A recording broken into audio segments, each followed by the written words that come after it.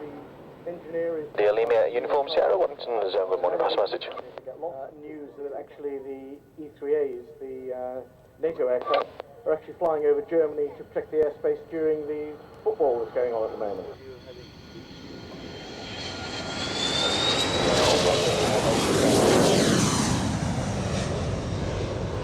Now, if you look to the front of the airplane, you can see a long tube that sort of comes out just above where the cockpit is.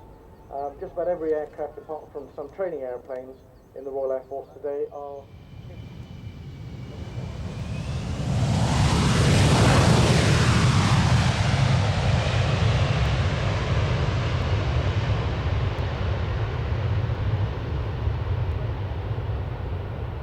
with sort of the typical style of a civilian jet aircraft.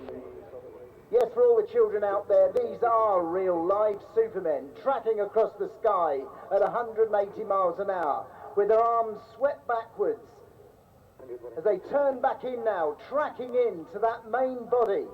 There's 4 of them all holding hands so that they can keep relative. Flight Sergeant Nick Brookbanks breaking off now, put his hand onto his deployment sequence, and he pulls his parachute and they all pull together. Now we'll listen to Nick Brookbanks. Exactly what to do, turning left, turning right. Turning right now. Okay, Waddington, here we go. Facing back towards the target, have a look at this. Alternate split stack, now. Round we go. 1, 2, 3, 4. Turning back to the aircraft heading. 5, 6, 7, 8. Going back around to base, you guys. 9, 10, 11, 12. And rolling out the turn. Now. And sliding back on. Hold on, fellas. Turning right, 90 degrees. Turning right. Now, 90 degrees. So that's how they do it. For all the ladies on the drop zone, this is our heart in the air for you. Yes, the Red Arrows can do it, but we do it without engines. So ladies, this is specially for you. Our heart in the air. Come on, give them an applause, ladies and gentlemen. They can hear you.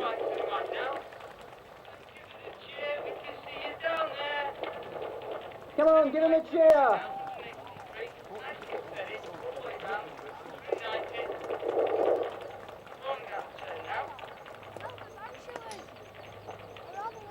And I will introduce them to you as they land here at Waddington. Yes, the man with the white smoke, one of the most advanced parachutists in the Royal Air Force today, has over 4,500 parachute descents.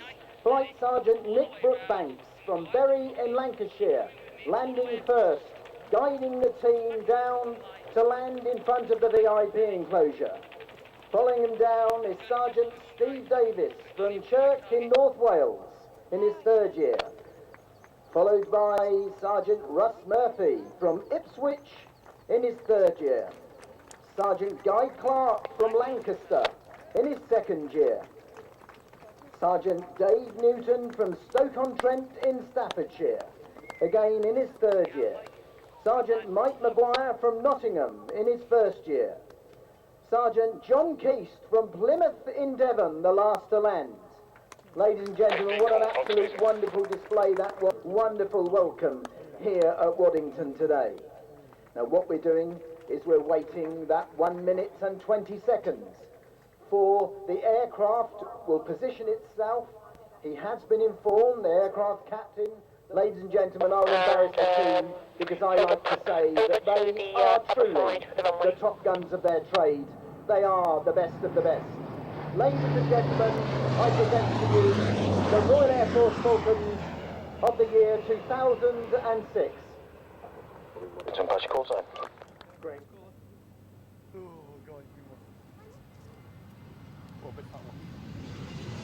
Line, it's a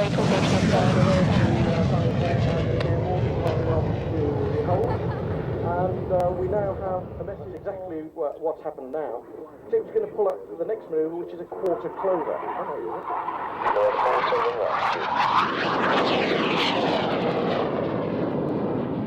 pushing up. It's a very very uncomfortable manoeuvre. He's hanging in the straps, pushing up into a half Cuban.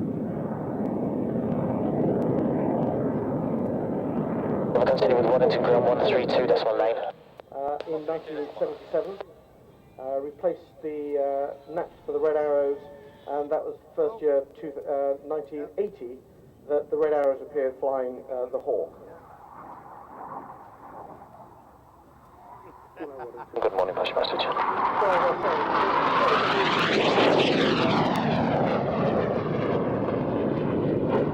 stops on every sort of 45 degrees as he rolls the aircraft round. He can look over the student who's sitting in the front, but the student, of course, feels that he's in a single-seat aeroplane, which is ultimately probably one of the best feelings you can ever have as a pilot.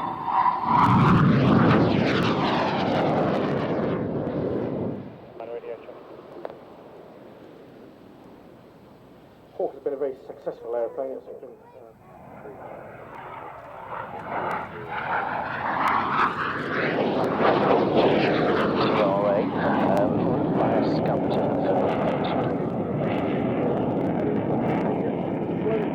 technically much more difficult to fly than if you'd actually say it's sort of 400 miles an hour.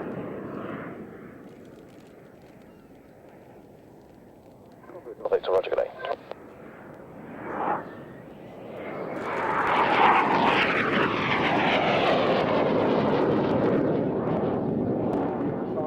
And what he's doing is just rolling it round the outside of that barrel, lying on its side, out on the 45-degree line.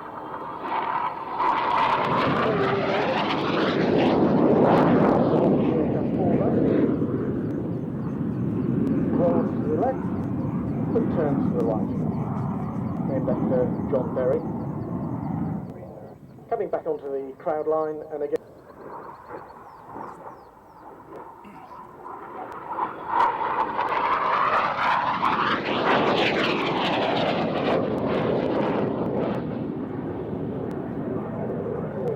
You'll see the aircraft pulling up for its vertical departure, which completes the display by the Hawk from Royal Air Force Valley to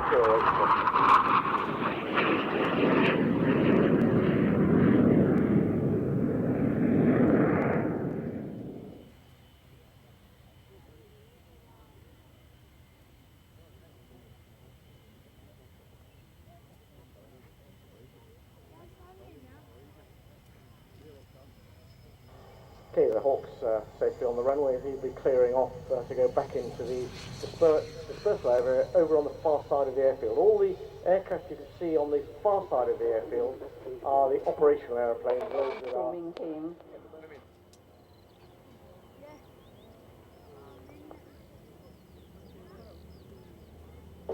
And something just a little bit different, if you have a look closely, you'll see that strapped to the wings of the aircraft are two girls who are waving madly at you to give new waves back.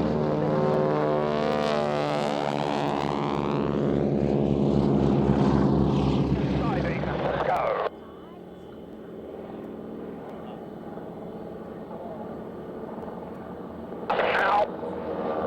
And there they are pulling up into a loop.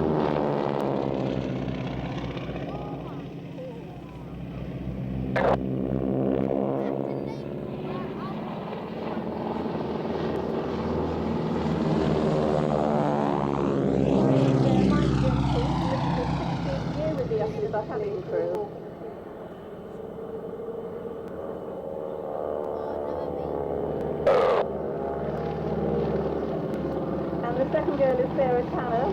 Sarah's 24. She's a...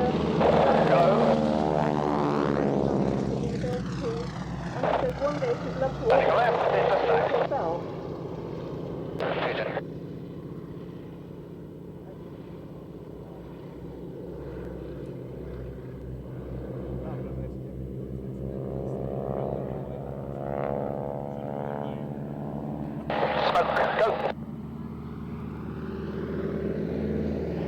Now if you watch carefully, you see the girls are strapped to the they're now lying horizontally across the wing.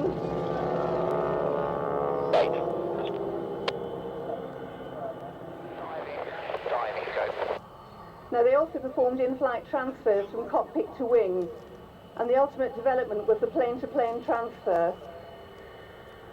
Now, needless to say, these feats were extremely dangerous and sometimes led to tragedy. So in 1933, the Civil Aviation Authority passed an act making wing walking illegal. And if you look at the team now, you'll see that Mike has inverted his aircraft with his mirror for me. The aircraft in line.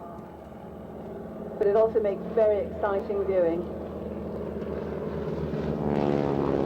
Number of vehicles for crossing at the threshold. We will hold all vehicles. The team have achieved over the years a number of records.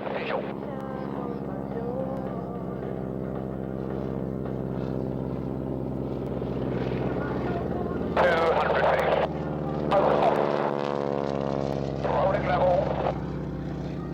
Turning back now. Level rejoin 100 feet. Take the turn all the way round now.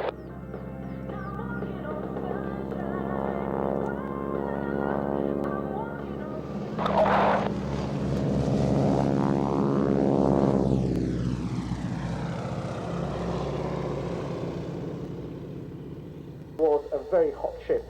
It was the last operational Canberra.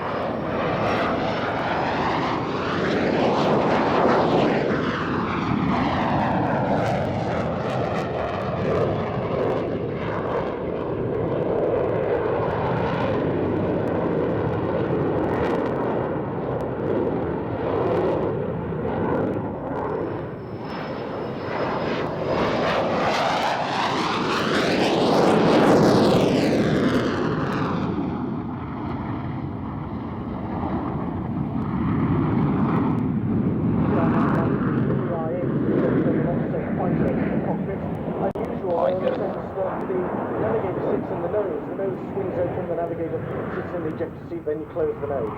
Pilot sits higher up and behind, so unusual configuration that the navigator is in front of the pilot.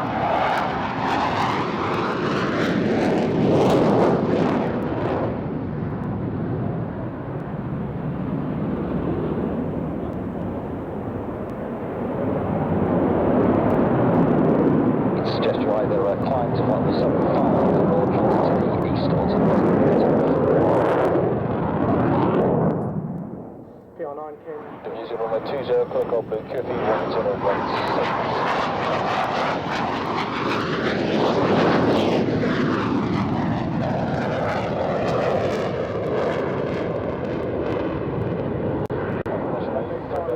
Upgrading the engine, 6-inch vertical camera, or in addition, another 2 F-96s pointing in the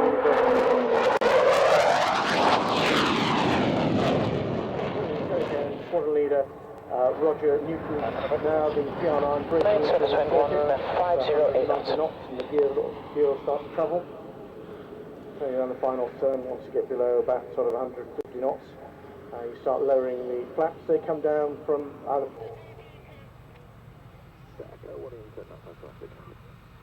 No, I don't have any. Interesting, if you look at the tail, you can see the motif that's painted on it. 39 Squadron formerly, of course, was a bomber squadron, so it's got the flying bomb as the squadron motif. It looks a little strange when what you're doing is taking pictures, not dropping things, but that's the history of the squadron rather than the history of the aircraft and its current role.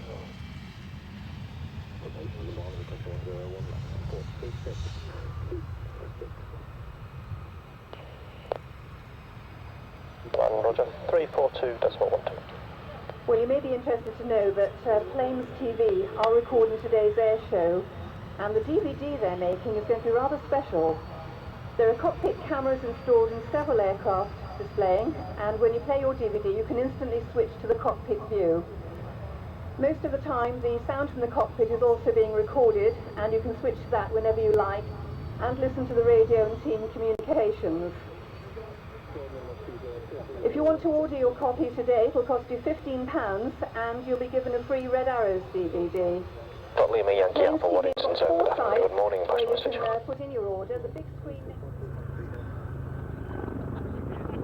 So the team splits. The Lynx does the first of a number of loops and runs in to show you his belly with a pedal turn.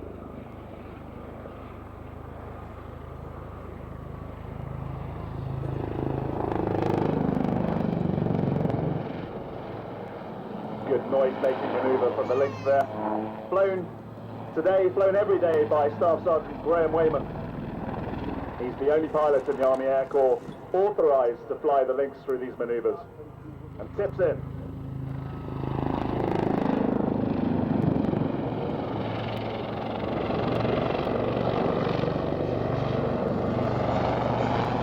As they mop up the drink, they run out to the right-hand side.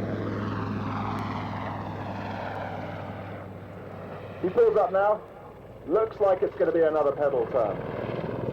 The reason I'm guessing is that, as I said, helicopters are really affected by wind.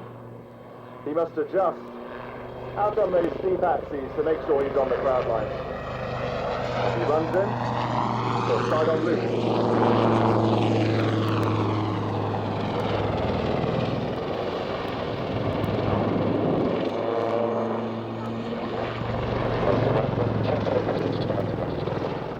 And the Gazelles, of course, they're also steering the Lynx.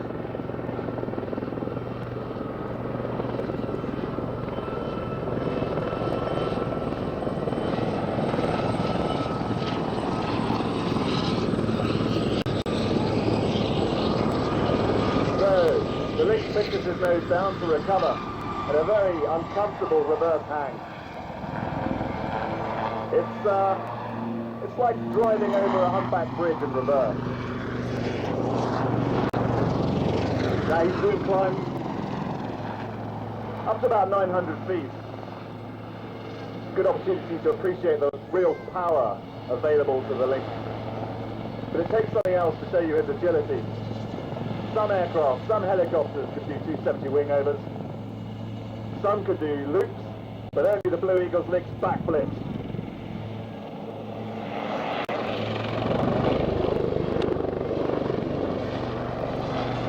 Now that manoeuvre is unique.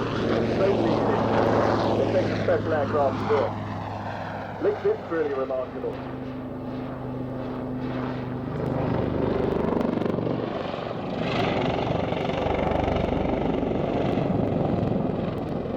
Great noise.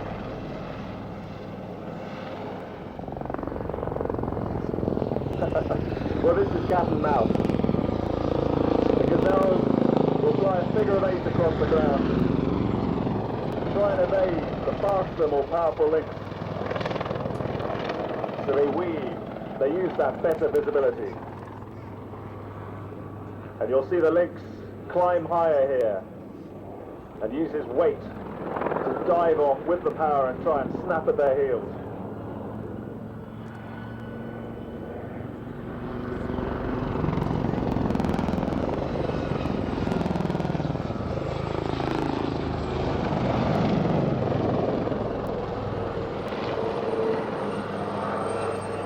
But as it's Colin Hawksworth and Stu Mayer showing the Gazelle off for the superb light observation helicopter it is.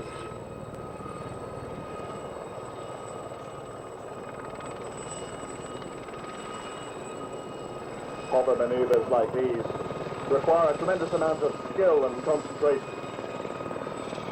Pilots turn blind to each other in completely staggered turns, which they finish by facing each other. So on Monday morning, there'll be students inside these helicopters.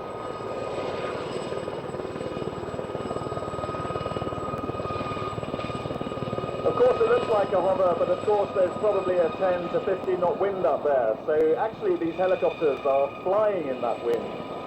And it's only their skill which makes it look to us like a hover. They're actually going south at about 15 knots as far as the wind is concerned.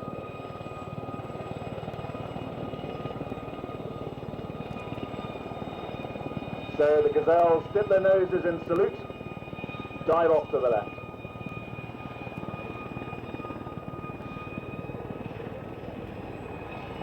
And they make the link, running back in.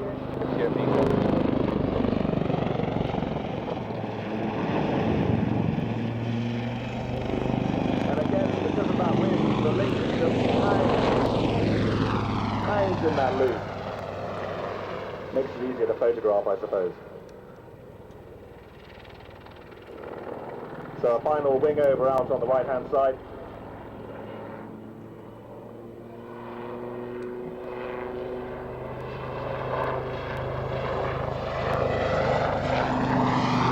And a blue fly.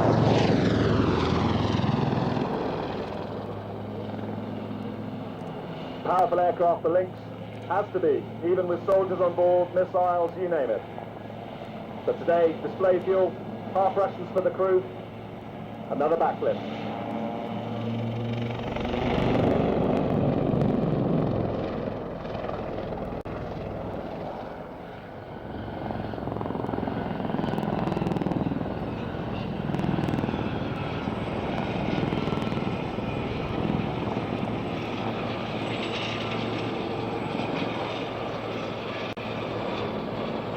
So with a final flourish, the Lynx backflip to join his teammates. And I know they'll all be grinning like Cheshire cats because whilst it's a fun display to watch, it's a great display to fly. Ladies and gentlemen, we hope you've enjoyed the Blue Eagles display, and we look forward to seeing... To carry out one left-hand orbit.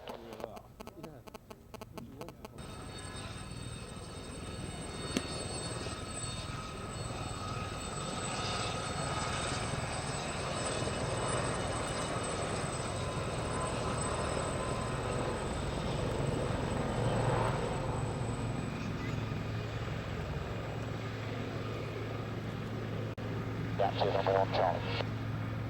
Eagles. 122.1.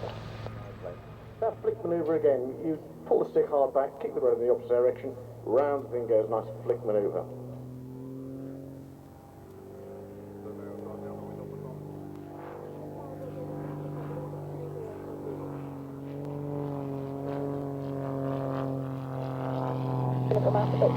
Have your departure details when ready to copy.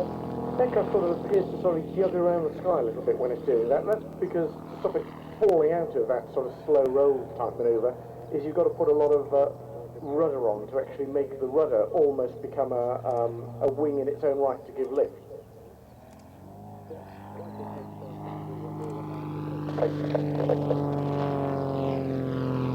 They talked about these sort of flick manoeuvres, and again, looks like a loop. Just watch what happens when it gets right at the top. That nice flicking manoeuvre, that's called a Porteous loop. Again, using the sort of the wing over manoeuvre to get back onto the display line.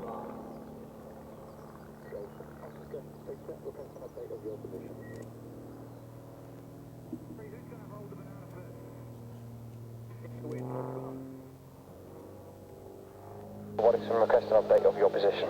Point number 1, point number 2, point number 3 completes the hesitation human brake. And into Wickenby. Now, next manoeuvre again, back to what you saw at the beginning, a stall turn, but this is a noddy stall turn. You sort of think you're going to go left, no, you're going to go right. Oh, I think I'll go back to going left again. Waiting till the speed's virtually 0 forward, good kick of the rudder, and the aircraft flicks around through 180 degrees and back the way it came. Heading in the wrong direction, then fly a quarter clover. Pull up to a loop, but on the way up, turn through the aircraft through 90 degrees, continue the loop, and you're back on the line that you wanted to be in the first place.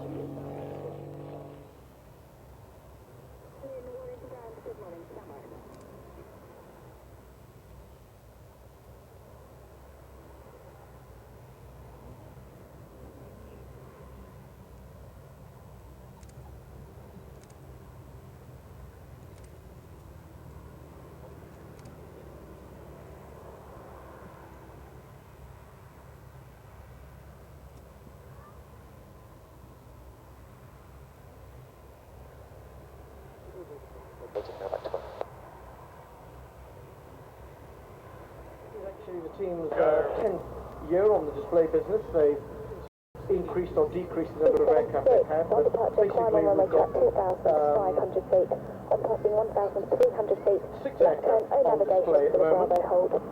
Squawk 3613, and when airborne at The team itself comprises of 6 professional airline pilots and 3 highly experienced private pilots.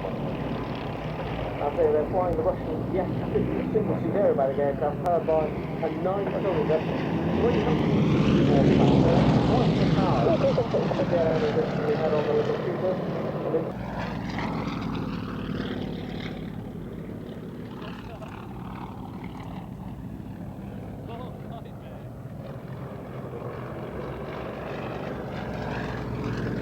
Okay, that's Dave Ward.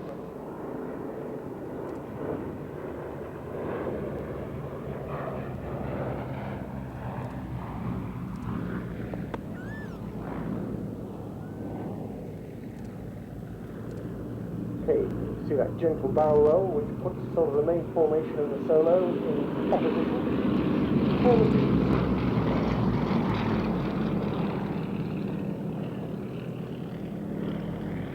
It almost looks, in fact to a lot of people, me included, it looks as if the aircraft is totally out of control, but it's not quite true. You still have total control of the aircraft. It's just a matter of at what point you choose to actually centralise the controls to get the aircraft flying in the same direction as you thought it should be in the first place. Difficult formation to fly. You saw the aircraft that pulled up there were actually in line of breath. It's sort of easier if you're in a jet aeroplane with air brakes. If you haven't, then you've got to mess around with the throttle. It's quite difficult to keep the aircraft in.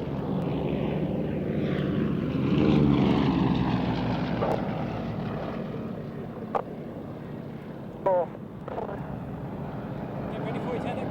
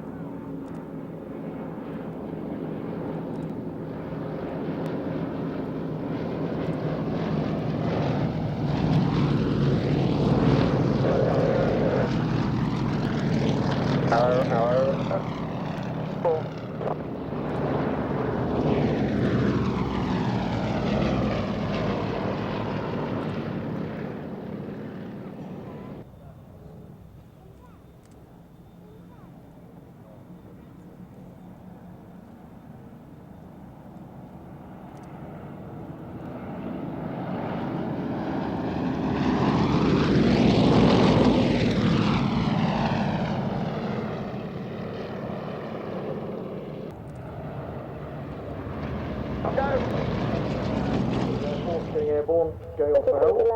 Continue taxi when the last of the yak is passed. Taxi when the last of the yak is past, Merlin.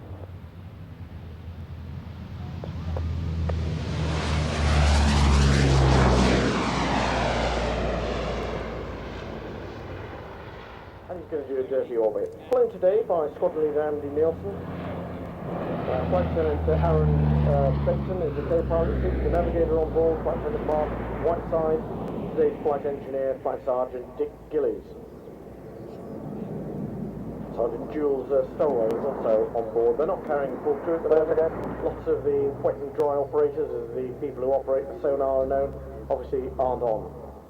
Typically consists of 12 people, carrying maximum complement of 21.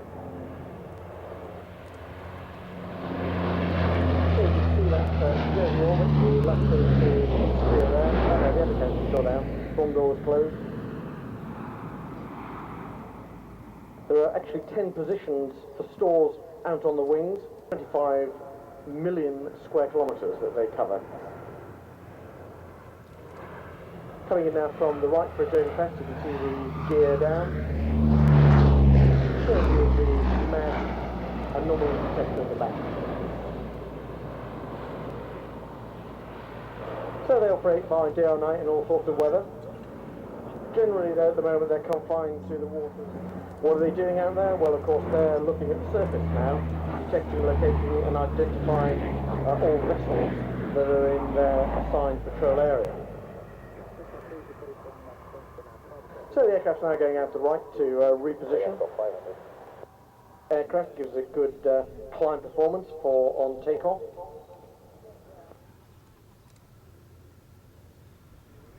The engines are actually Allison T56 turboprops, and they deliver about 4,500 horsepower, and that's being demonstrated now.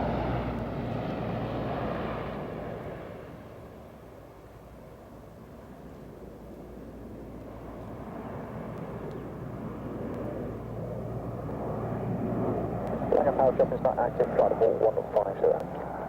Okay, well, as I say, the squadron's role is pretty similar to most maritime patrol operations: surveillance, reconnaissance, search and rescue, protection operations, anti-submarine warfare, anti-surface warfare.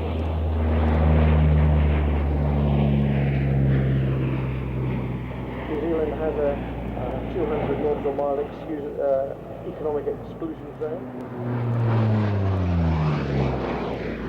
The most recent one was the cyclone, which actually in that part of the world is called a cyclone. In the Caribbean it would be called a hurricane.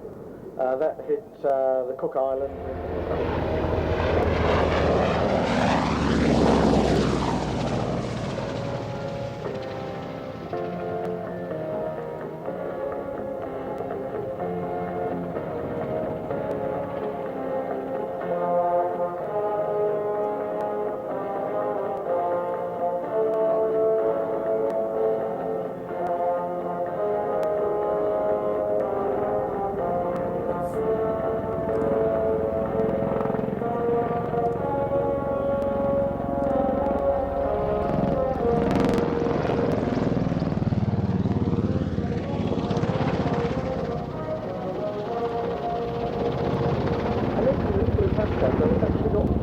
That's quite unusual for helicopters, isn't it? It is very unusual, yeah. And you can fly on two. Absolutely useful.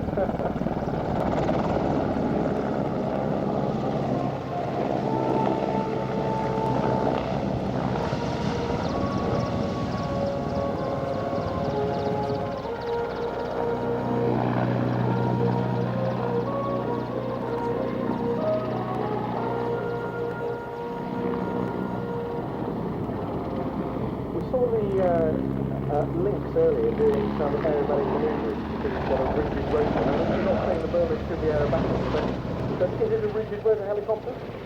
No, it's not. Not in the same way as the Lynx. The Lynx is a solid titanium lump for the rotor head. This is very much an articulated head. But it still looks pretty manoeuvrable. I mean, that sort of nose down, what about 40 degrees nose down, looks sort of quite aerobatic to me. Yes, it is. It is clearly quite light at the moment, which is enables it to do the manoeuvres that it is currently. Everybody these days talks about things like glass cockpit and night operations. I mean, has the Merlin brought the Air Force into another generation of capability? Yes, very much so. This does have full MBG instrumentation and an all-glass cockpit. Now, how big is the crew on board this? Forget about display flying. If you're out operationally, how many guys are on board this helicopter? Same today, actually. Just with a pilot, co-pilot, and two crewmen, one operator from the front and one operator from the rear. So it's a very lengthy cabin, and they are both required. And so what, the locomotives or engineers, or do you get the sort of crewmen from different trades and stuff? No, these are both very masters. What sort of seats do you actually carry?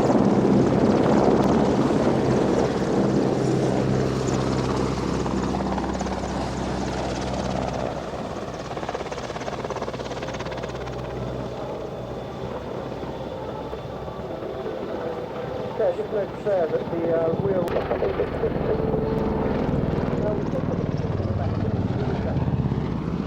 Spare flight target ground actually normally functions as the store team manager, doubling up as the number 2 crew on the thing. And he was saying that when the helicopter goes backwards, he needs to be the eye of the pilot, and I think he's going to hopefully talk to us at some stage. Yes, but if the link works. We will see in a second. Okay, so we're going to have a test to Gareth, or Gareth's going to have a test to us to explain exactly what it's like by. Yeah, good line, yeah, I do good. Good line, good line.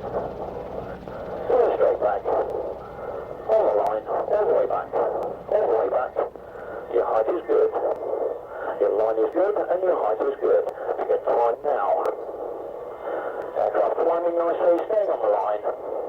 Staying on the line and prepare for vertical dive.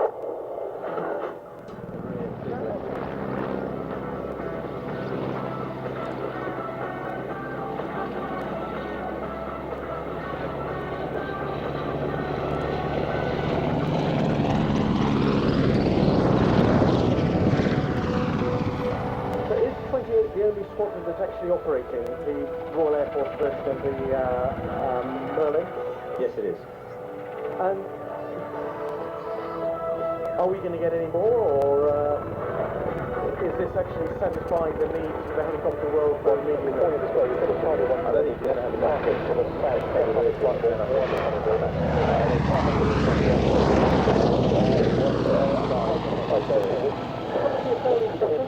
Because I was saying earlier when we were talking about the camera that we actually sold the camera to the Americans.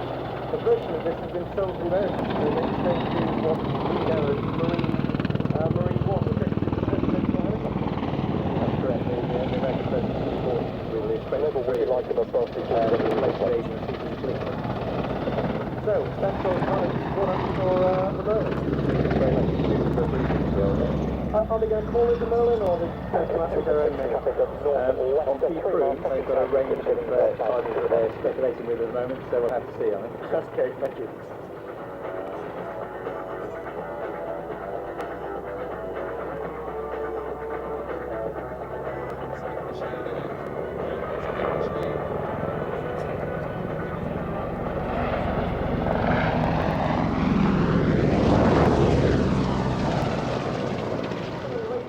An amazing rate of roll.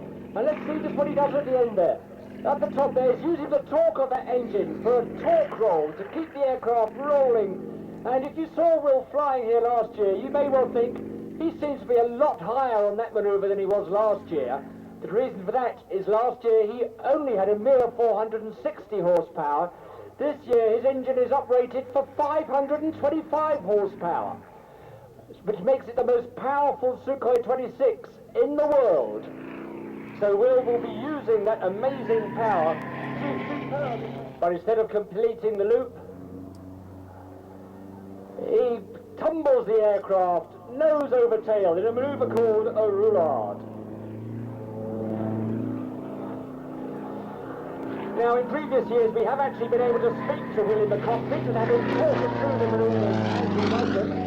Unfortunately, the Civil Aviation Authority deemed that use of the display frequency for ground-to-air communication was improper, so we've been banned from doing that this year, unfortunately. So we'll just have to watch what he does and rely on me to talk you through the manoeuvres as he does them. Now, as he puts it onto knife edge, there's a knife-to-knife split roll. And the secret of success of this roll is to make sure the aircraft is coming out of the manoeuvre in the same direction as it was when it first went into it. Now, as Will hits the vertical, watch out for the vertical flick roll. There it goes. And another gyroscopic manoeuvre at the top. Now, coming back into the centre, Will perform one of the more difficult manoeuvres of his routine. A rolling loop is a very difficult manoeuvre to fly. Will is actually flying the rolling loop, during which he loops the aircraft and rolls 4 times while he does it. Pulling and pushing, +7 and -7G. The cockpit a flurry of arms and legs during this manoeuvre, which is extremely difficult to fly accurately, but Will does it superbly.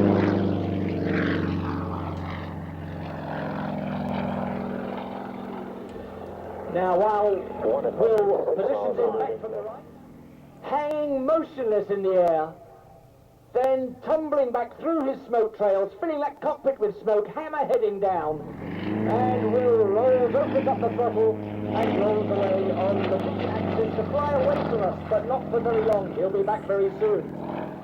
So, as well as show offers on all Road Angels products, which are in-car navigation systems and speed camera and accident black spot warning devices, we've also got the brand new Navigator 6000, which isn't in the shops yet. Now, Will feels like it's looking like a loop, but this is a crooked loop, changing direction subtly, so he's now flying back parallel with the main runway.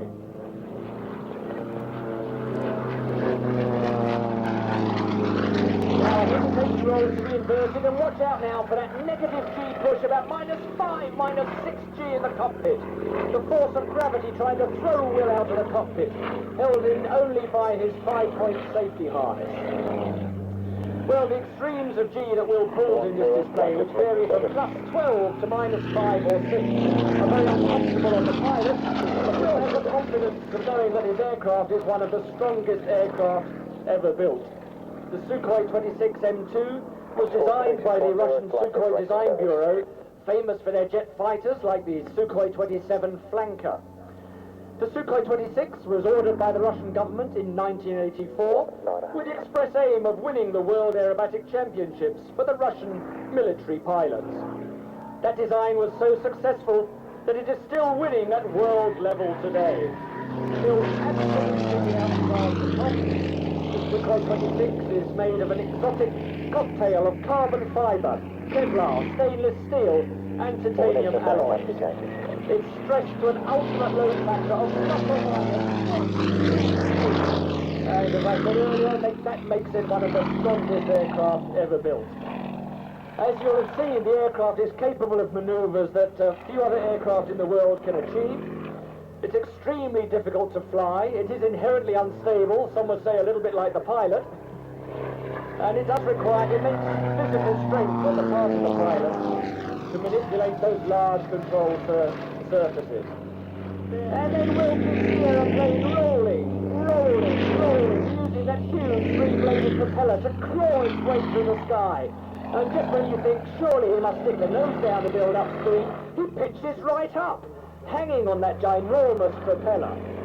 And you can see the gyroscopic effects of it, keeping him hanging there. Now he's going to be flying back towards us, still keeping the aeroplane rolling as he's doing it.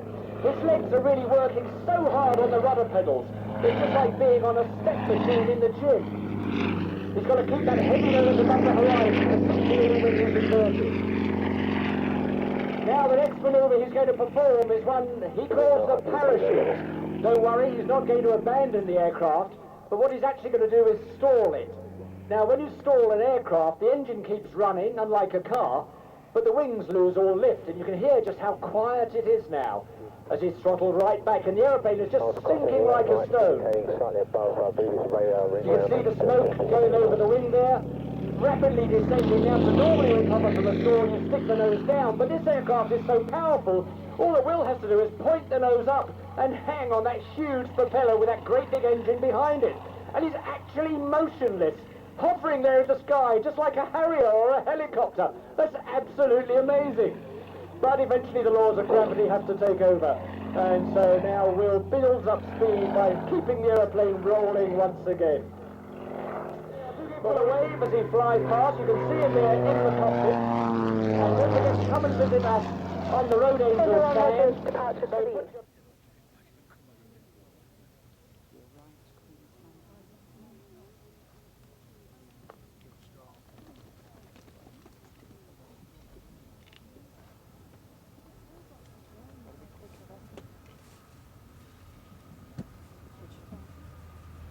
So your landing site near Connors being happy to check.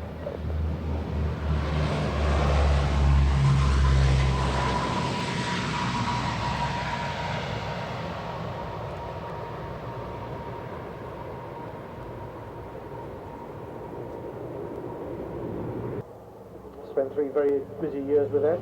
Now places like the States, Canada, Oman, Norway. And he's now back on the Harrier conversion unit as an instructor. And he is today.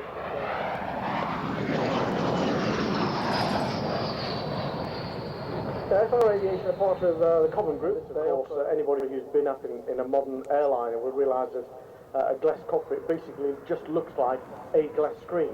And then you can bring up whatever information you want, whether it's navigation information, radar information. But it means that you don't have this hugely cluttered cockpit with all these dials and gizmos and switches. You just have this either a bomber or a fighter. So it's very useful to fit in with whatever training is required.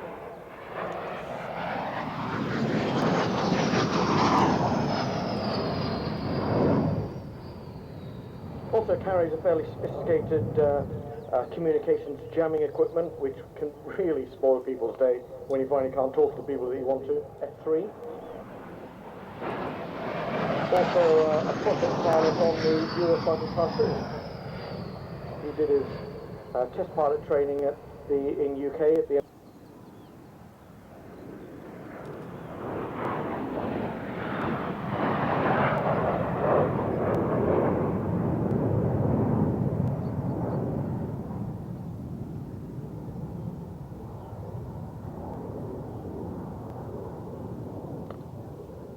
aircraft.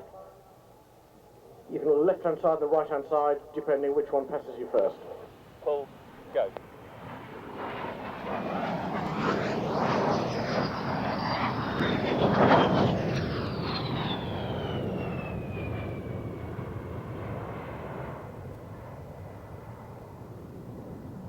About to be overtaken by number 2.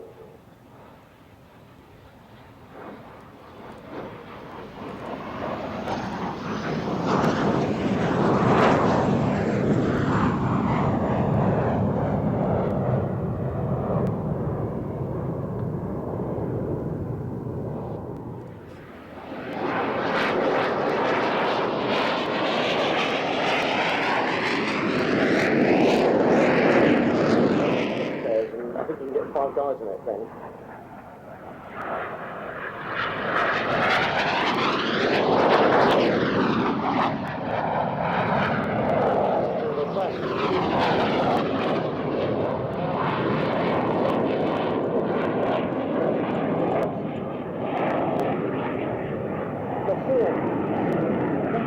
About £4,500 of thrust. So you can see, technically, this is a more powerful aircraft than the Hawk, because it's 20 inches rather than single.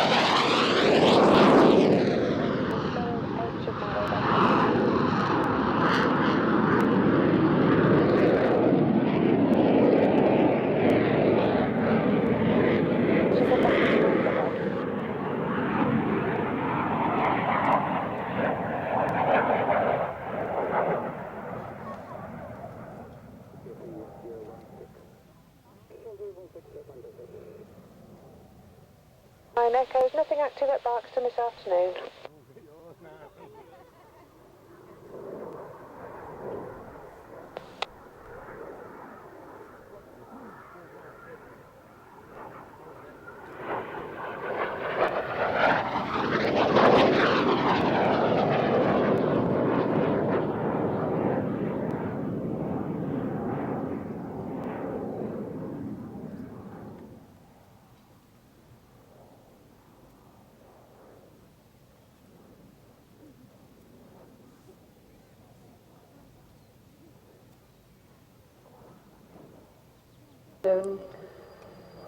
Unfortunately, the screen technicians at the moment are able to get a picture, so the screen may not be serviceable in time to broadcast the match.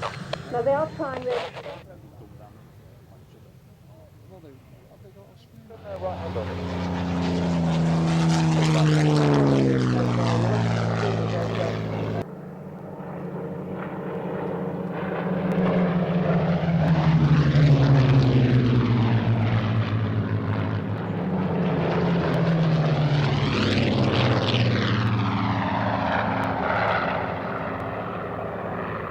Now that was the largest order of aircraft that had ever been placed with Supermarine, and there were initially problems because most of the people who were working on the Spitfire were actually basically used to working on order.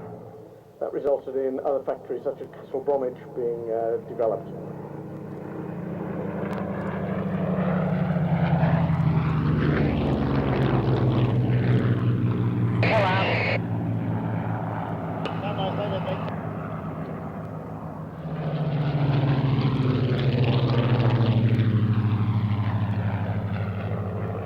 aircraft is a Mark II-A, on the team of Squadron Leader George Denham, DSC. He was on 603 Squadron, affectionately known as Uncle George, because he was 32 years old, which is exceptionally old for a Battle of Britain Spitfire pilot. On the 30th of August 1940, while operating out of Hornchurch, the aircraft, as I was saying, was badly damaged, and Uncle George had to bail out, and the aircraft crashed near Hope Farm.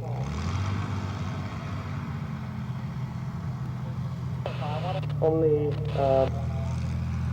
left-hand side of the fuselage, just inside the cockpit, if you got, he actually retired from the Air Force. He retired as a group captain and died in 1997, the tender age of 88.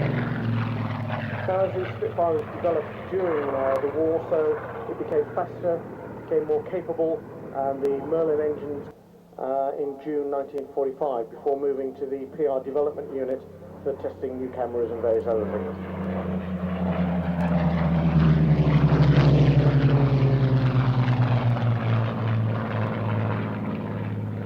Now, the colour scheme that is currently flying, the last, on the aircraft, and that's what pictures at the moment.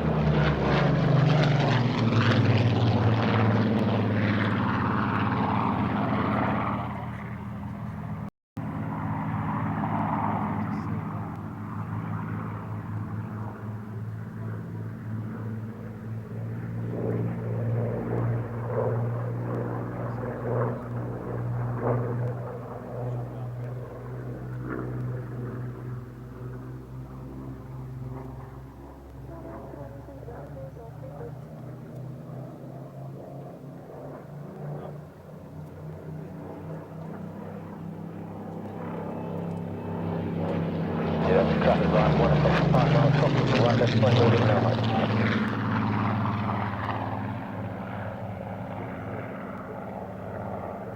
6 is So the two work very well together.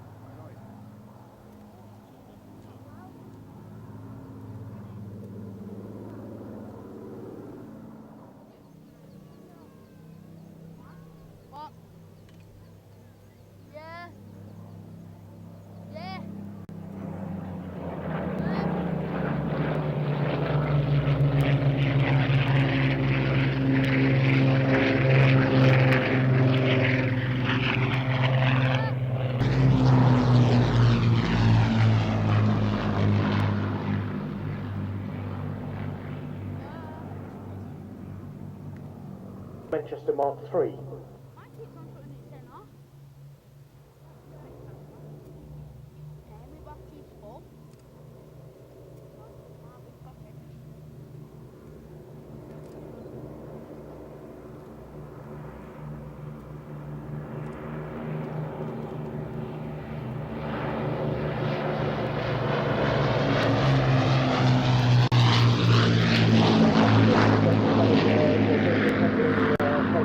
Relatively high speed, a good bomb carrying load, an exceptional carrying load really.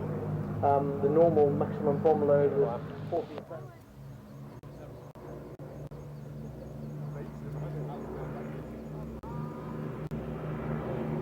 Altitude and range. Scouted using runway 04, colour blue, TFE 1017.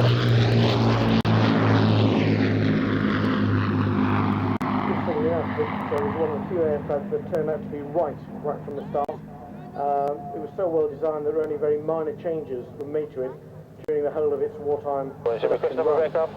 Canada.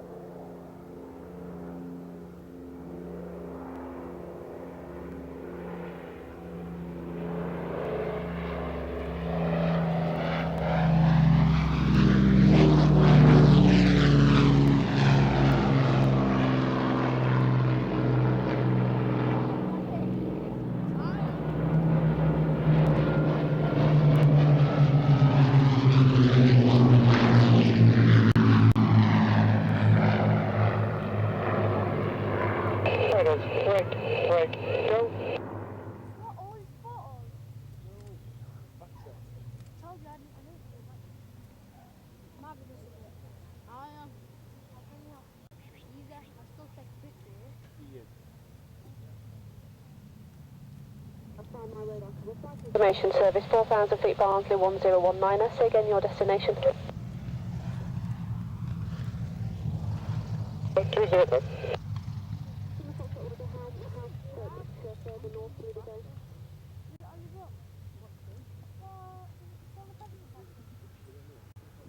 Clear hold.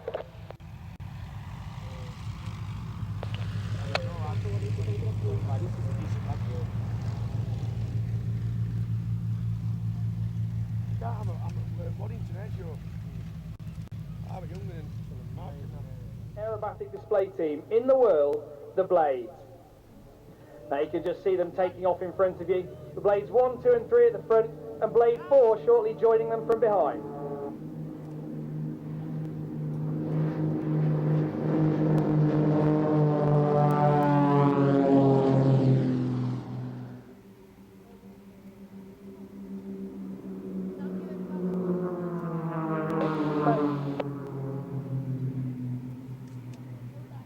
And now as they come down from the loop, they'll slip into stagger formation to prepare for the amazing opening manoeuvre, with all 4 aircraft passing within a few feet of each other in different directions for the blade break.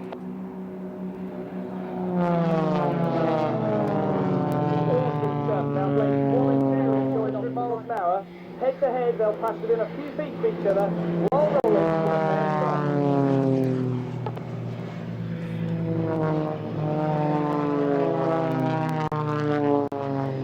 And now the aircraft will fan out in front of us and simultaneously pull up into the vertical so you can see the bright orange top surface.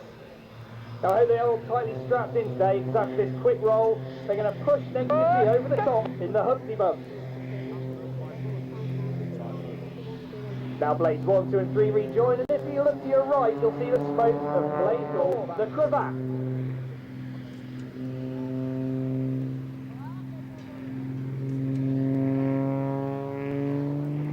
Fantastic. Now Bruno's got nearly 4,000 hours flying different types of aircraft. And over 1,000 of them. And in case you missed the first one,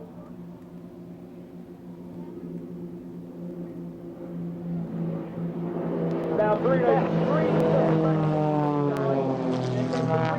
formation is Fox formation at the far side of the circle. Now you may have noticed on the underside of the aircraft we've decorated each of the wings with a St George's Cross.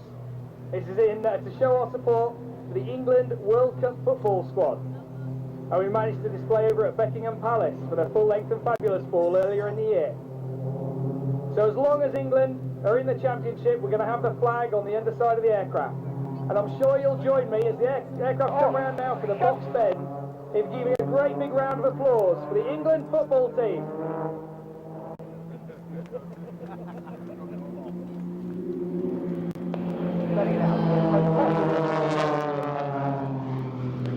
Now the aircraft that we're flying today are the Extra 300 LP. They're brand new aircraft and were built especially for us only a few months ago when we formed up. Not only are they recognised as one of the world's finest aerobatic aircraft, but also each one has got 2 seats. Now this is because 2XL is actually a registered airline. And if you want to find out more about flying with the Blades, then you can log on to our website at 2xlaviation.com and fly with the world's first aerobatic airline. You can see the 2XL on the top of the wings as they pull up to the box roll.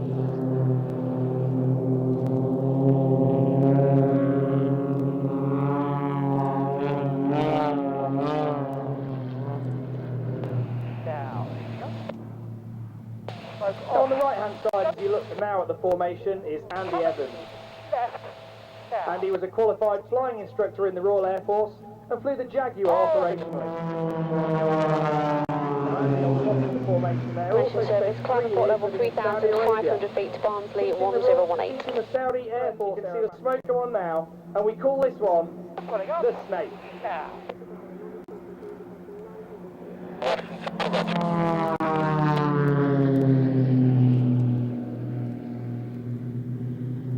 That was for Golf Lima Foxtrot.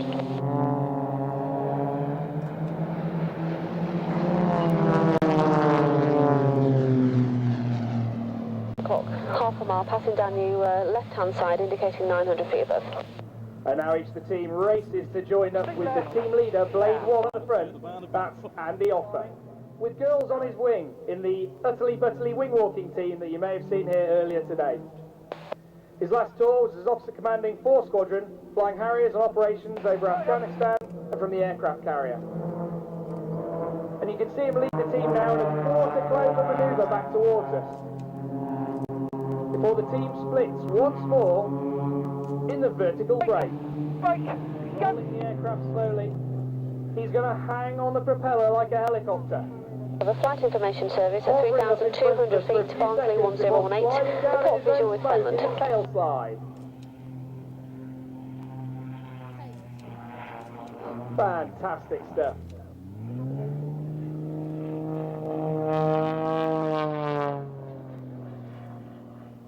And after another quick roll, he's going to pull up for us for another awesome manoeuvre, tumbling the aircraft end over end.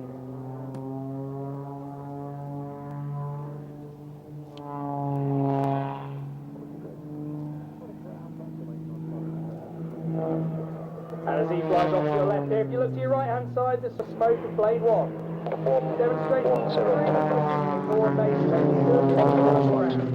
and just to top it off from the left, Bruno flies off. Maybe you'll join me in putting our hands together for the newest formation aerobatic display team in the world, ladies and gentlemen, the 2006 plane. Squawk 7000, good day.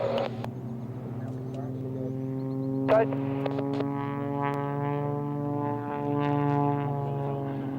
Max, thanks very much indeed. I hope every ultimate high extra 300, GR4, and then hopefully we'll be having the Harrier, because there's a technical difficulty which hopefully has now been fixed, so he'll be coming on right at the end. That's the sequence. Blades have just done their looping finals break, and they'll be breaking to land.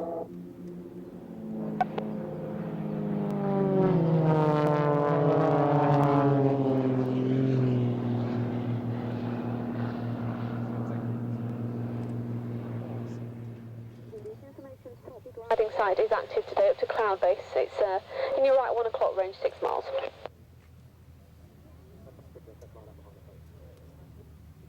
Very active at the moment.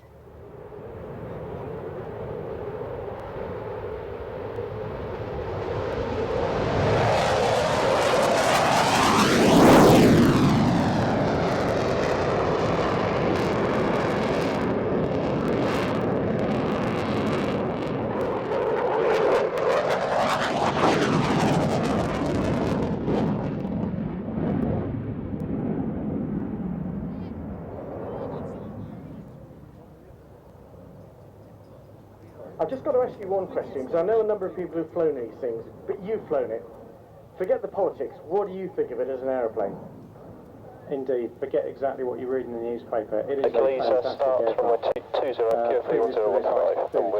about 1,200 hours. And this aircraft just does not compare. It is phenomenal. It's got about 40,000 pounds of thrust and it weighs 17 tons. So you can see at the moment Matt's actually got the power to actually hang the aircraft there just on the engines. It's doing about 110 knots at the moment. It's hardly using the wing at all. And you'll see when he actually powers out of it, it's got no problem at all overcoming the weight of the aircraft to fly away. It is awesome. Velocity vectoring, what does that mean? The aircraft rolls about the direction of the wind.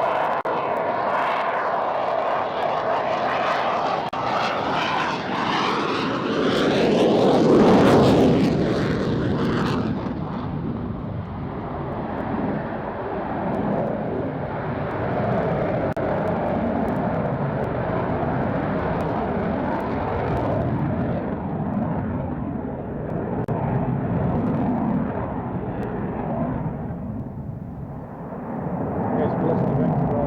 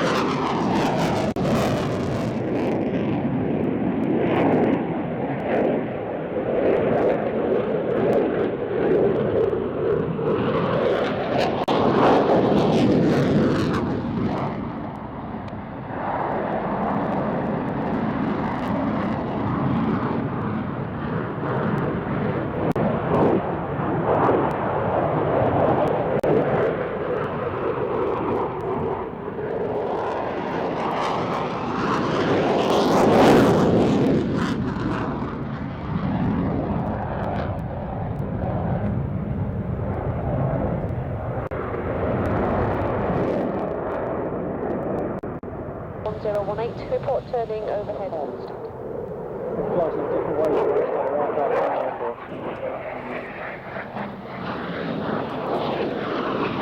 Instead of rolling around the axis that joins the nose.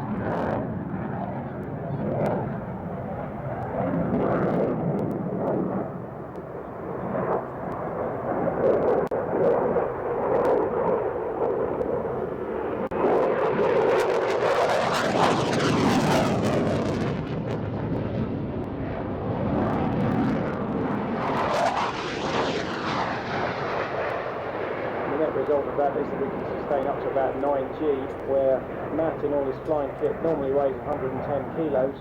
At 9G has an apparent body weight of just less than 1 ton. It's an incredibly physical aircraft to tip forwards and create some kind of a braking force for him.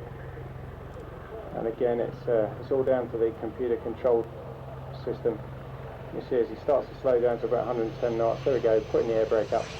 And then in there, please take it clear, report final stop. Which is where you'll find them when you come up to a static aircraft.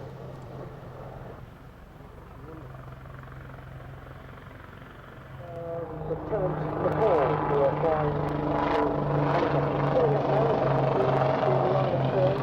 and you see them just doing a gentle, not quite a tennis turn, they're doing off the way of the axis.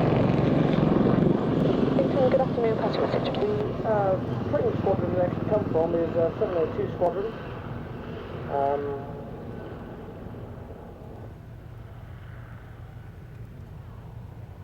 The team name actually, Black Catting, comes from a combination of the Lynx Wildcat featured on 702 Squadron badge and the naval slang Black Catting, which is a form of one-upmanship by having done something or owning something better than doing something better than anybody else.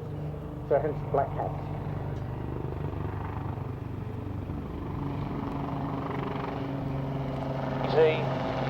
Easy, steady there.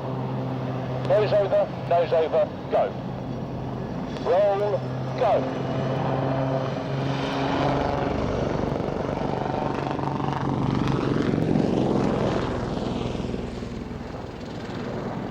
Having done that sort of slowly pushing down, coming round again to face us, and this time for a pirouette. Eventually the two helicopters will finish up facing each other, and then they'll do a 360-degree turn, maintaining the fact that they're actually both facing each other.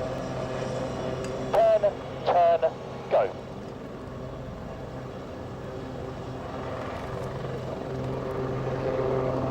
Turn, go.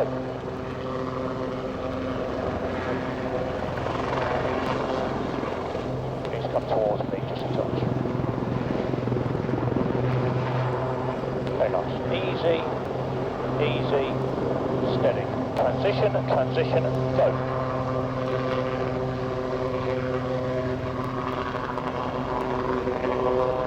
Might run out of pedal on these ones. Happy.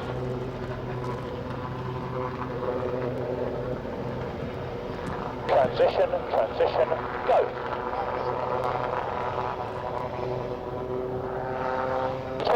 Nice.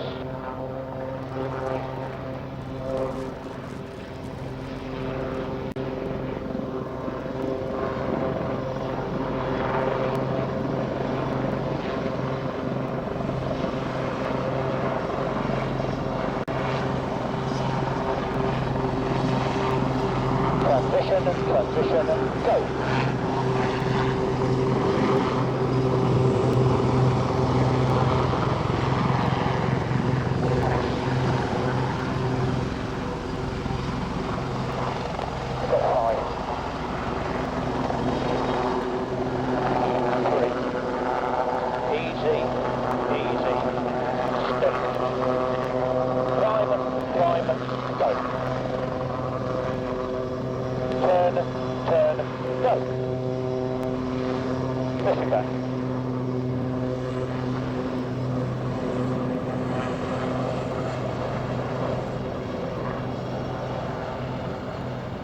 Position good.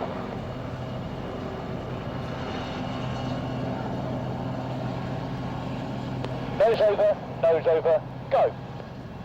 Roll. go. Open. Off. Visual. Visual.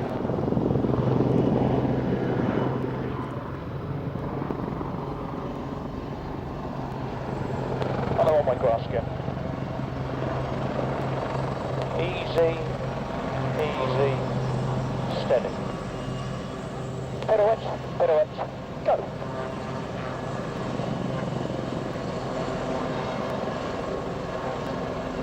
No French word for pirouette.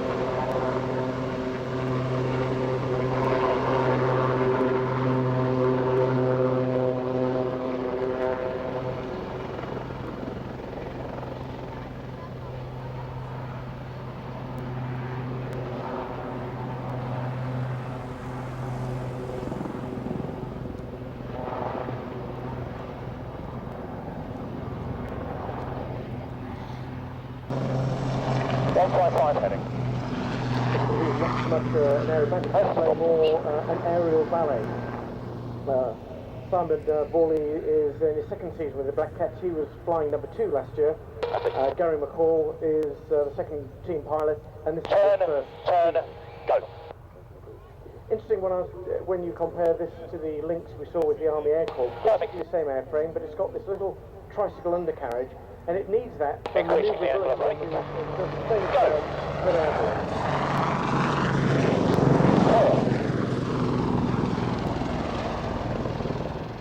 Lynx first came in really to replace the Scout and the Wasp, and to be a more advanced alternative to the American Huey. It's rigid rotor, that's what makes it actually very manoeuvrable. Wing over, go. It can sustain very high speeds, goes very quickly backwards. Roll, go. The WG-13 Lynx first flew in 1971, but it's been continually developed in various forms, either for the Army or for the Navy.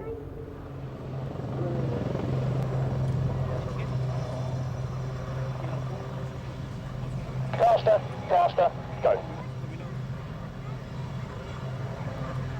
30, 60, 90, 30, 60, 180, nice position. 30, 60, 270, 30, 60, climb, climb, go. Listen back.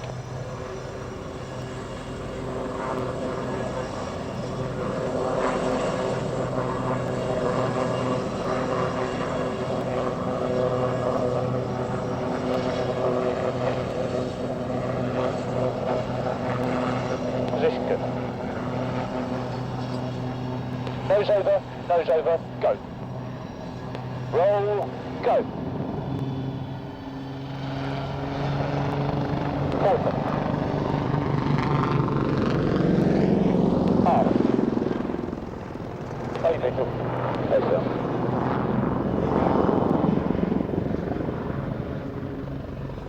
Apart from the Harrier, of course, helicopters always take a bow at some stage during their display. Easy. And the Black Cats take their bow. They're not quite the end of the display. Transition. Go.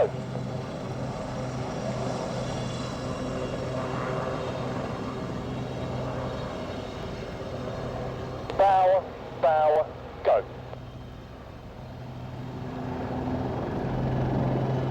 Oh, that's nice. You've gotta love it. Wave, wave, go. Climb, climb, go. Turn, turn, go.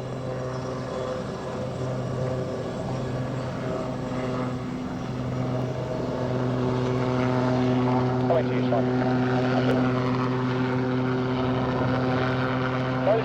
Nose over, go. Roll, go. Brake, brake, go. Before they can go and destroy it.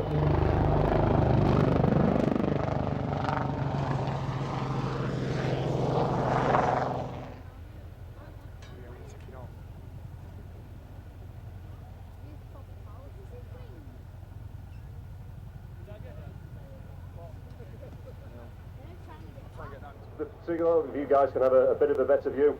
He will roll on a bit further today instead of using maximum braking. Now he's on the ground, the guys are stopping the aircraft going backwards down the freight bay, and they're now moving in the back to get to the second set of chains which will stop it going forward, as the load mass is now dropping the ram down towards the floor, ready for the off-road. Ben Brandon, who's today's captain, turned the aircraft to give some of you guys a better view into the freight bay as the vehicles come off. Today's movements team being led by Sergeant Jones.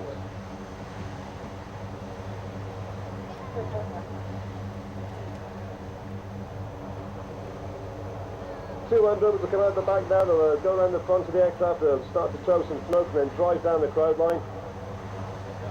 Two people in each of the two vehicles, the 4 guys in total. They quite like it if you give them a wave as they come past in front of you.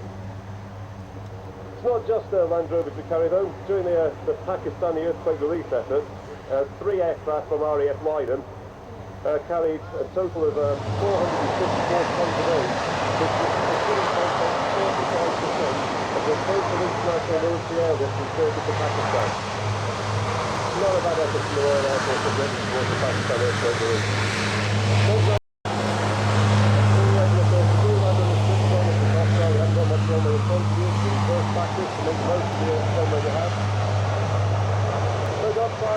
And then over the vehicle stationed along the bright line before it cancels reverse, comes to a stop and then arrange to get airborne again and a max effort takeoff using as short an amount of runway as possible. The aircraft wait now, the vehicles are off the stop, getting airborne at around about 75 miles an hour. It can pitch the aircraft about 25 degrees nose up to give the best angle of climb, climbing away at a speed called V2, and it could carry that all the way up to about 8,000 feet. This one though is going to level off at 300, turn away and accelerate up to about 250 miles an hour to position himself for the next manoeuvre, which is new for this season, which is called the nod. Fabulous opportunity to get a nice picture of the top of the aircraft, 4 degrees nose down, give you a nice shot view of the top of the aircraft. Information, I'm now going up to Delta to fast control. Pulling out of the divers in, round about 300 feet. Heading straight towards before going to a steep turn. Side downwind, position outside, for a wing over.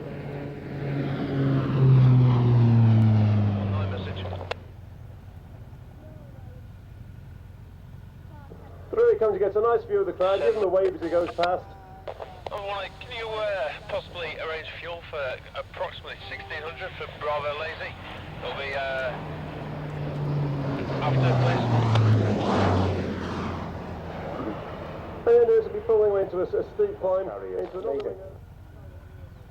Here he comes down for his final landing. Aircraft was piloted today by Flight Lieutenant Ben Brandon. His co-pilot was a Flight Lieutenant Phil O'Brien. Hello, Master Sergeant Dad Addison. You probably noticed they never did the breakaway from the crowd. Those who are watching will notice why he's coming out. Number 4 is being shot out. That's when he turned downwind. They didn't manage to get the final part of the show in. They caged down all the breakaway from the crowd. But the guys know they're trained thoroughly to deal with in-flight emergency, obviously, and then returning to start the display. This is a Boeing CH-47 Chinook HC-2, and it's from 18th Squadron at RAF Waddington.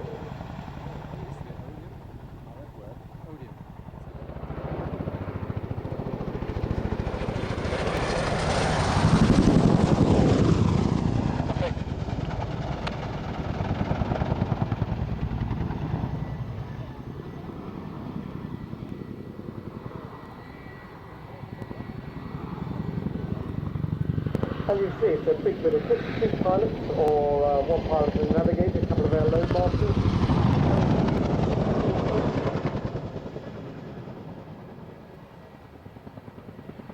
24 stretchers. It can carry Land Rover inside, and it's got 3 positions to carry underslung loads, which makes it a very, very good blade. And the Waddington Airshow control systems and improved avionics. That's one way to stop quickly if you want to. Anticipate little delay, position 4 miles to hold east of Waddington, 4 miles east of the airfield. Early days, but a quick little bow. Now powering those two engines, 360 degree climbing turn, then a 450 degree spiral descent.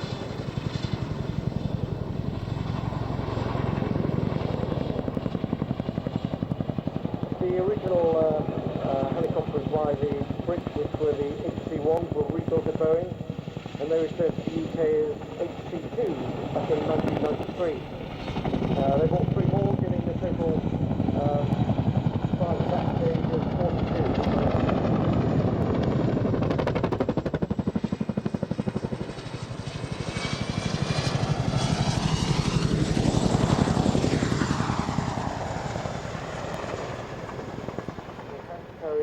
Well beyond its operational limits. On one occasion I was impressed, it was dropping a gun to the SAS and it actually flew into the water. The pilot yanked back on the collective, both the engines cocked, it sort of popped up like a cork, but by then the co-pilot, thinking all was lost, had jettisoned the door, so they didn't have a spare door, so it flew the rest of the Falklands conflict without a co-pilot's door, which made for very cold co-pilots.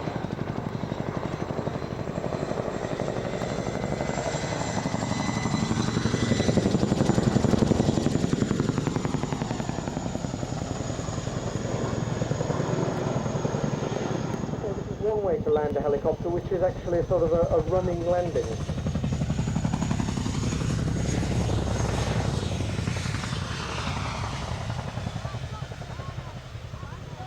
Now, having sort of landed like that, you can see that the helicopter sort of nose is still clear off the ground.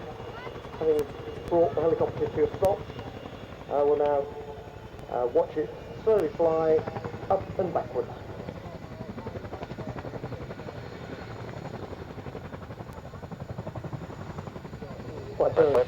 Ollie Wyatt is the captain today, the co, Dock Flight Lieutenant Chris Middleton.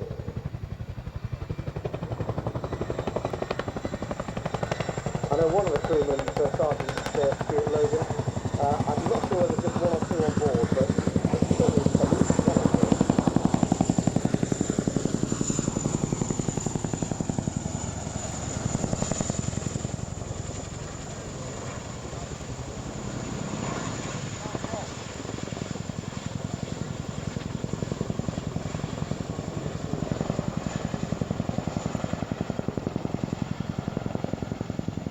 Again for a fairly savage nose down.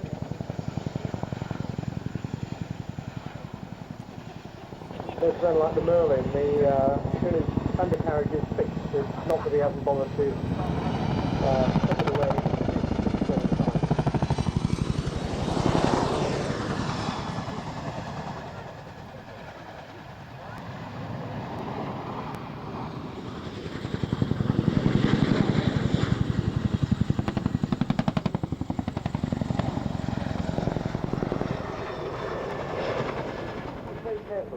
You'll see, in fact, that the canopy looks quite unusual. It's got an extra little bit to the left.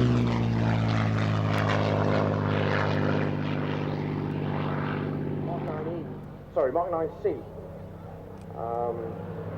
That basically means the mark of the Spitfire is 9 and the type of wings with a C wing. There are different types of wings that could be fitted to Spitfire, depending on what type of guns and various other things that you're actually going to put in there. So in 1944, though it actually flew its first operational sortie with a squadron on the 26th of September, though officially, according to the paperwork, it didn't join the squadron until the 28th.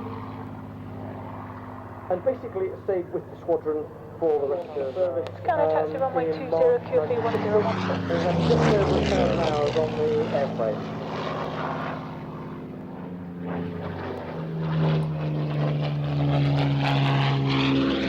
Final test program carried out over Paddington under the Watchful Eye Waddington radar in 1994. It was flown to Bruntingthorpe, where it was lodged with Tango 09, Roger, surface wind 10012 knots. in the main hangar. I think it's now, you can see pulling out behind a Boeing 757 from number 40 Squadron at Whenua-Waipi in New Zealand near Auckland. The squadron's got 5 C-130 Hercules. It's got 2 of these Boeing 757s replacing their old Boeing 727s.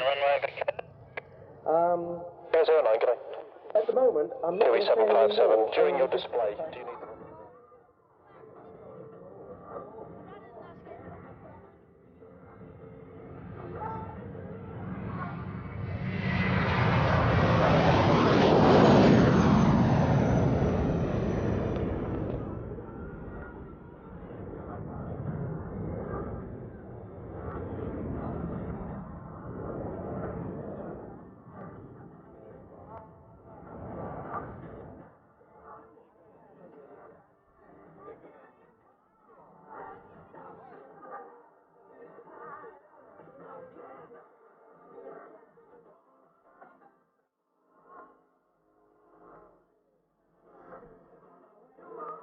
You taxi him.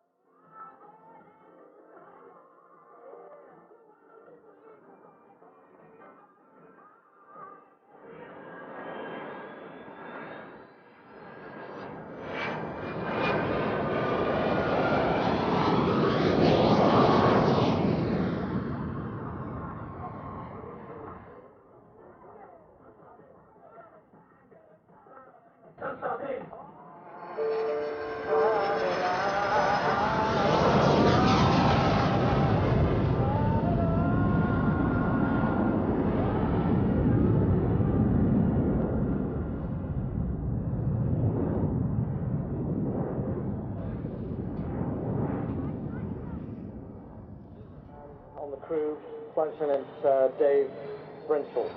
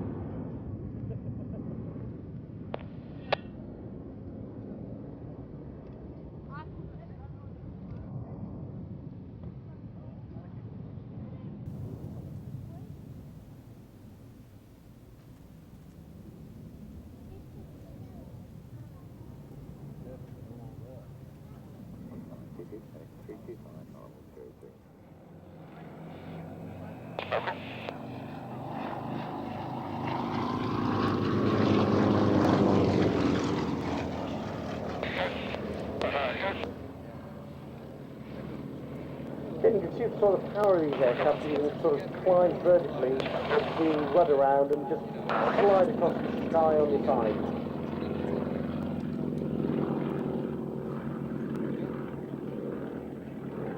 The Su-27 flanker. Got all sorts of exotic carbon fibre and exotic composites in it. They're making the actual airframe very light and very, very, very strong. Vinyadev engine, 9-cylinder supercharged engine, develops over 400 horsepower, giving it a tremendous power to weight ratio. And though the pilots can't, the aircraft actually is stressed to withstand plus or minus 28 times.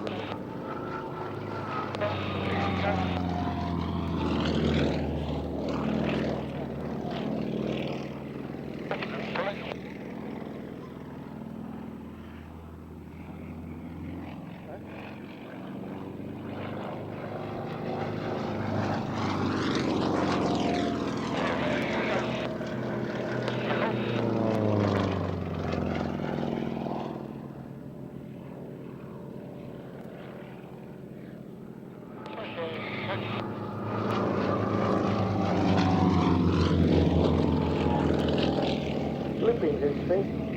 Outside looping, that's where you push the aircraft around a loop, very comfortable, but actually a mirror formation loop is even more interesting.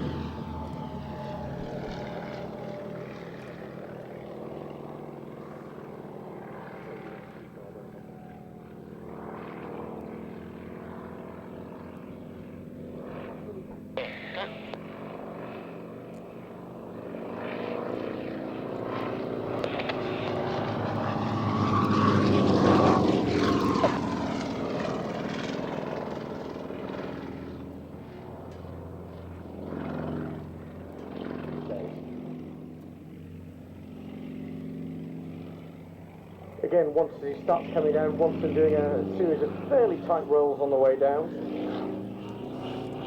And after that, he'll be doing a rolling cubing. So just count the number of rolls and part of what he's doing. Let's see when he's going to start this.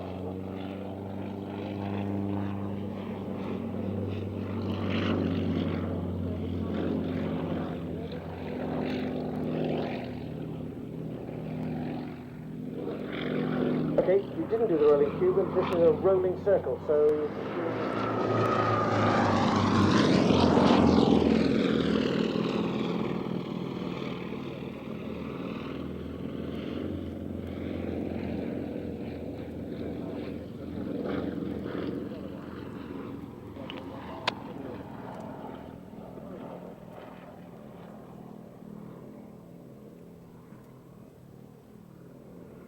Waddington traffic right, 1 o'clock, 4 miles, crossing slowly left right, indicating 2,000 feet.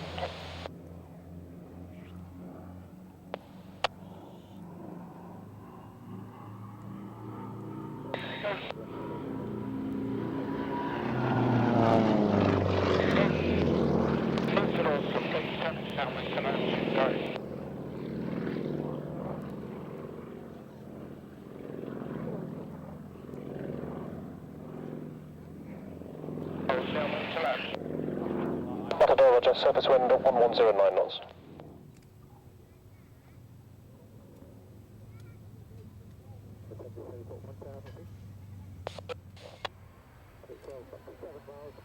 Right, indicating 1,700 feet.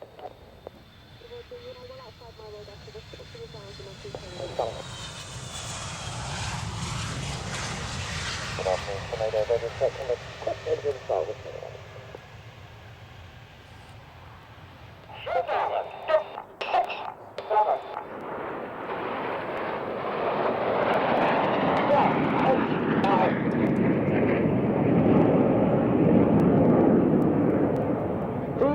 For 2016, big battle to short diamond route.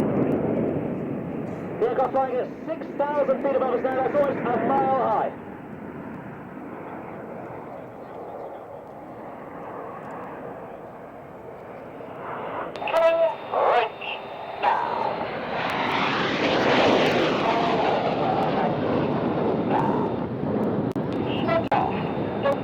The voice there of Wing Commander Red One.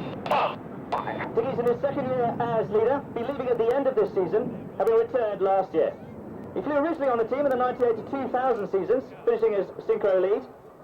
And here we are in Apollo formation, just to your crowd front here. Diggy is an Essex lad, born and bred. His father originates from Greece in Rhodes.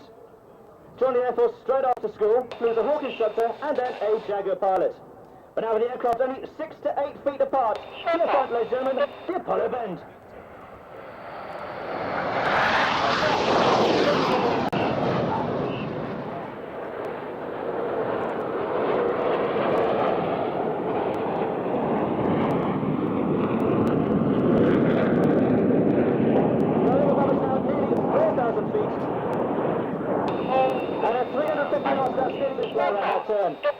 Now look to your front now, as the pilots pull up now for the Stingray loop with a twist.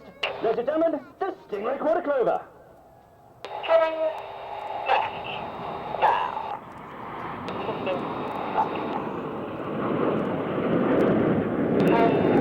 Pulling up high above us now, almost nearly a mile high. 6,000 feet, slowing down to a paltry 200 miles an hour.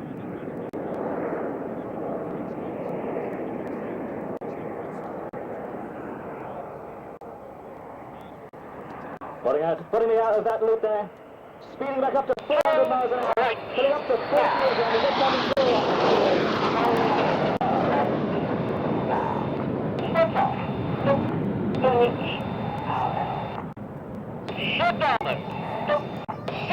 as he pulls the team into short diamond. Look on the left diamond 9 bend.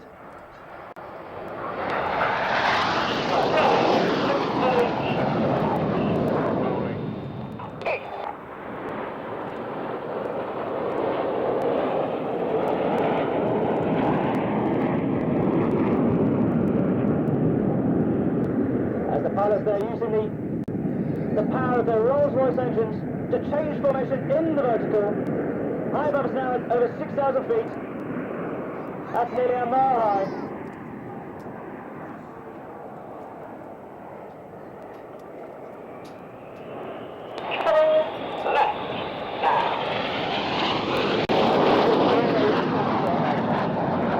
Look at the left-hand aircraft, the red 5, just next to red 3.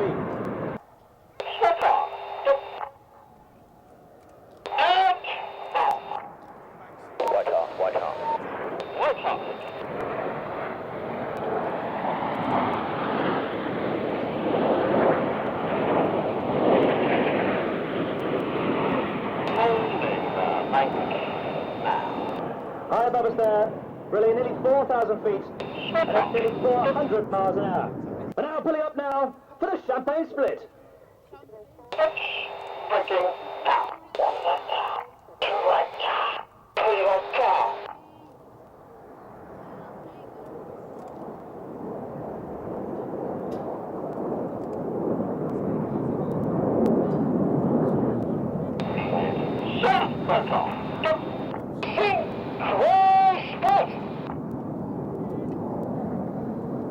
That's the voice there, Red 6, Lieutenant Simon Stevens, the synchro lead. Ladies and gentlemen, the cyclone.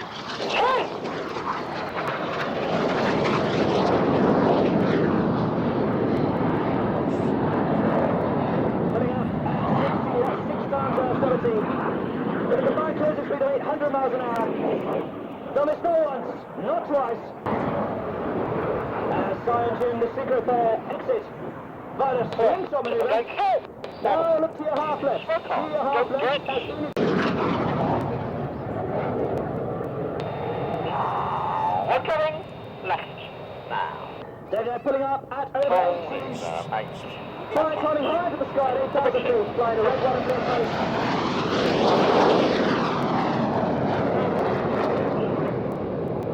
And as you can to your right, pulling up to the line. Flashing the red, white and blue. I'm interested to know that the aircraft are carrying 5 minutes of white smoke, 1 minute of red, and 1 minute of blue smoke. And that's what we do during the typical design phase when we design the program in our long winter training. Now, here's a favourite... Ladies and gentlemen, the harpsichord break.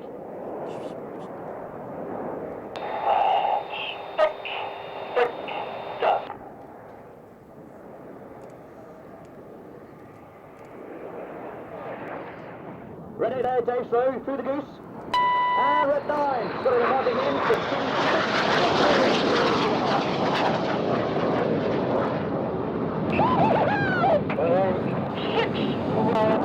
and the team now, in formation, pulling up into the vertical. They're going to change formation from the vertical track into the jungle.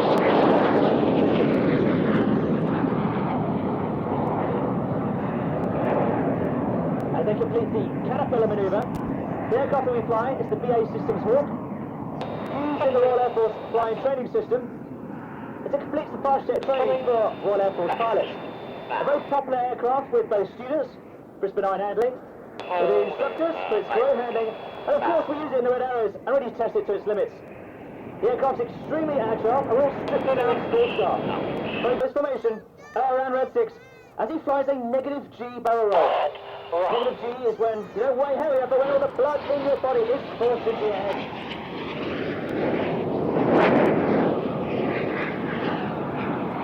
On the left-hand side there of Red 6 is Red 9. We spoke about him a little bit earlier.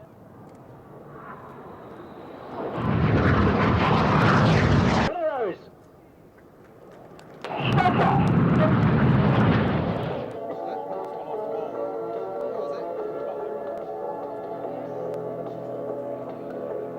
As a flat spin develops, you can see the awesome performance of the Extra 300 with its power still on. It rockets towards the ground.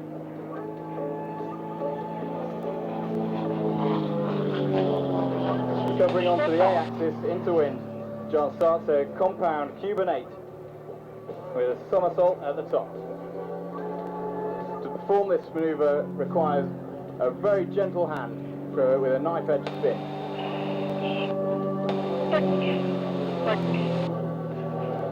John Taylor turned professional as a display pilot in 1977. So next year he will have been displaying for 30 years.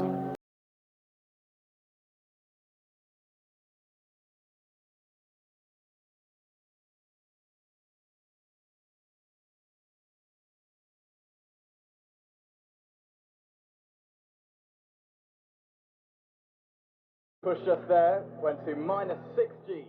That's quite uncomfortable, I can assure you.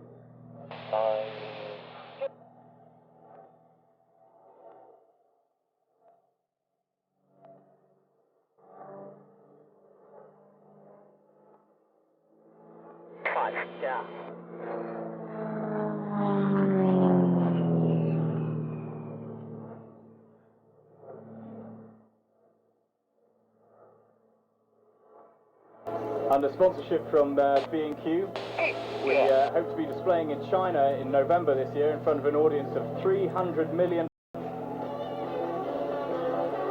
B&Q Air Force is the air conditioning branch of B&Q and produce a wide range of effective and efficient air conditioning units which they claim to keep you cool whatever the weather. On a hot day like today, I can assure you that our trailer is a rather popular place to be, being maintained at a cool 15 degrees.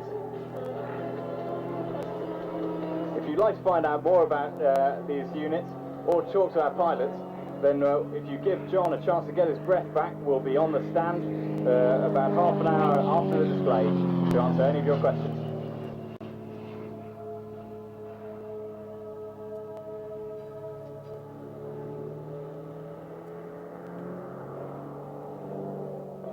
As I mentioned earlier, anyone can come and fly with us at Ultimate High, even if you've never flown before.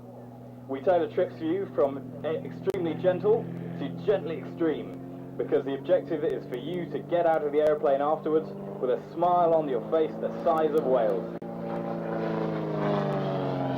You can fly aerobatics in one of our bulldogs.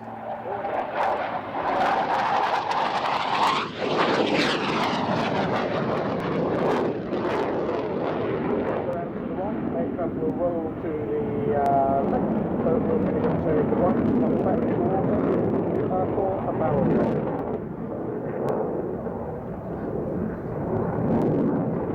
Sitting behind the banners is the navigator. We still call them navigators, the Americans call them widows, weapon systems operators. But basically working very hard at the back with all the weapon systems is Flight Tony Griffiths, sorry. Both of them in their first season as the Tornado GR4 display team. He's ex-12 squadron. I mean, they both served on operational squadrons, but now, as I say, with 15 squadron, they both instruct the relatives, either front or back seaters in the Tornado. Nice gentle barrel roll, wings there at 45 degrees.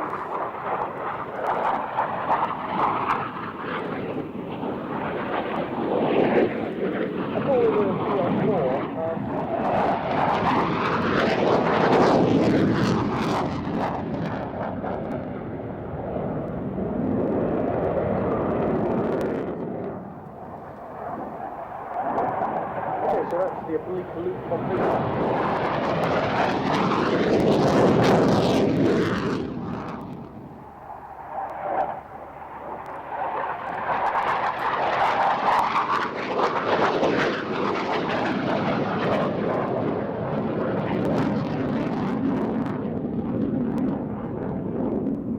Hopefully you may have seen there that the actual cylinder of the aircraft changed, unusually.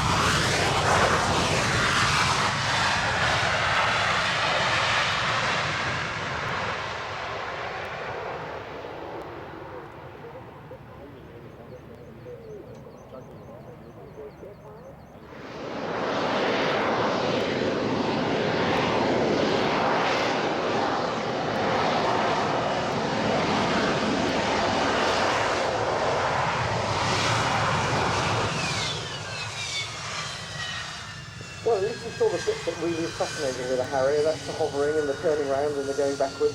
Sorry you couldn't get the complete display from Pete, but full marks for at least the effort to allow us the opportunity to see the unique characteristics of the Harrier. Well, ladies and gentlemen, that actually completes now the flying display. I don't think he's going to try to realign INAS again. Obviously, please don't all rush off at once. There are a lot of people here today. There are still people watching the football. I haven't seen anybody either try to hang themselves or rush around drinking champagne. So I think we're still 0-0. So please don't get into a huge queue to leave. Just take your time. Enjoy what's left of here at RAF Waddington. We're going to do the same thing again tomorrow. We may see some of you tomorrow. Failing that, we'll see you next year. Yes, but I shall stay with you for a little while longer, just in case there are any more messages to be put out. But as Mike said, don't rush off. There's still quite a lot to see and do on the ground.